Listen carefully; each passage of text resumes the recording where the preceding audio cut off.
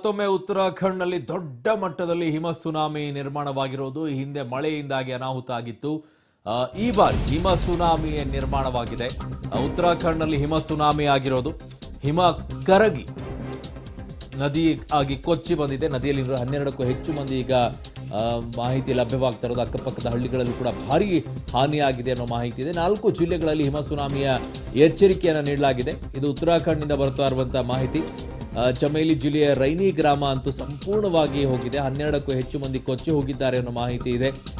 ಧೌಲಿಗಂಗಾ ನದಿಯಲ್ಲಿ ಆಗಿರುವಂತಹ ಪರಿಸ್ಥಿತಿ.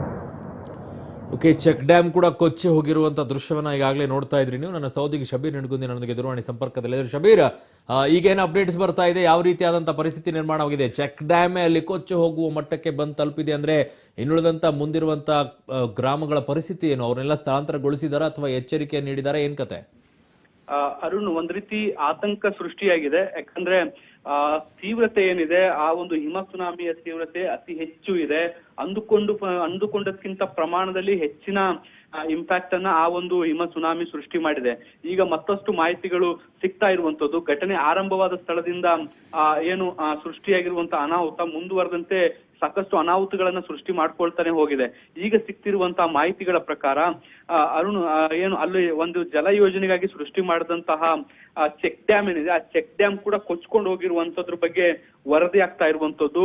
ಅಲ್ಲಿ ಸ್ಥಳೀಯ ನೀರಾವರಿ ಯೋಜನೆಗಳಿಗಾಗಿ ಒಂದು ಡ್ಯಾಮ್ ಅನ್ನ ಕೂಡ, ಚೆಕ್ ಡ್ಯಾಮ್ ಅನ್ನ ನಿರ್ಮಾಣ ಮಾಡಲಾಗಿತ್ತು. ಆದ್ರೆ ಏಕಾಏಕಿ ಬಂದಂತ ಹಿಮ ಸುನಾಮಿಯ ಪ್ರವಾಹ ಏನಿದೆ, ಆ ಪ್ರವಾಹಕ್ಕೆ ಈಗ ಆ ಚೆಕ್ ಡ್ಯಾಮೇ ಕೊಚ್ಚಿ ಹೋಗಿದೆ ಅನ್ನೋ ಒಂದು ಪರಿಶೀಲನೆ ನಡೀತಾ ಇದೆ. ಜೊತೆಗೆ ಮುಂದಿನ ಪ್ರದೇಶಗಳಲ್ಲಿ ಕಟ್ಟೆಚ್ಚರ ವಹಿಸುವಂತ ಕೆಲಸವನ್ನ ಮಾಡ್ಲಾಗ್ತಾ ಇದೆ.